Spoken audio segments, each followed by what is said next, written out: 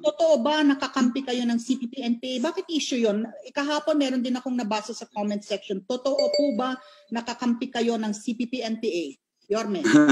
Alam mo kasi, yung isang grupo na may kandidato silang pagka-presidente, hindi ko alam ba't ako binabagabag ng mga yon, no? Yung mga grupo na yon. Dahil ako daw ay may picture kay Jom Masison at saka yung mga MPA, no? Ang hindi nila sinasabi, ako'y opisyal na delegado nung nagkaroon ng peace talk, kasama sa Netherlands, sa Norway, at saka sa Rome. No? Naging bahagi ako ng peace panel.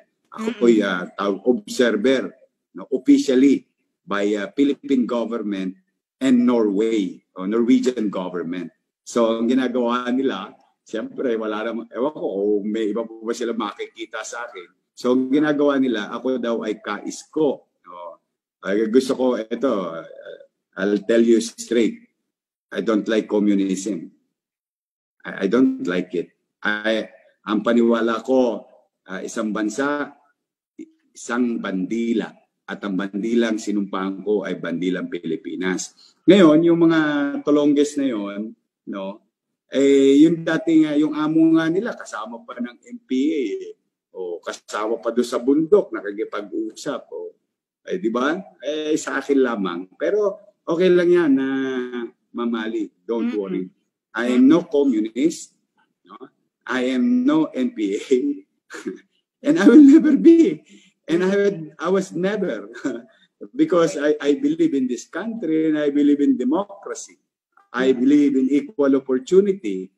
The mere fact na basurero ko the mere fact na sidecar boy ako di ba nagsikap ako sa sarili ko. Now, sa paggogobyerno, yan, ito, paggogobyerno tayo, kailangan may tenga ka sa lahat ng tao. But hindi ibig sabihin, kapag may tenga ka, naniniwala ka na sa kanila. No? At saka, hindi tayo nag-alienate. Diba? Kasama tayo lahat, di ba? Pakinggan mo, mamaya-maya, unang-una, pasumpa-sumpa ka pa, di ba? Pagka nanalo ka, di ba, sumusumpa ka po, proteksyonan mo bawat Pilipino. Tapos, pagka nandyan, konting kibot. Pero, okay lang yan. Call tayo dyan. But again, I'm telling you straight, I believe in democracy. I believe that these 7,100 islands, isa lang ang gobyerno nito, what you call Philippine government, being represented in the world with Philippine flag. That's where I took my oath.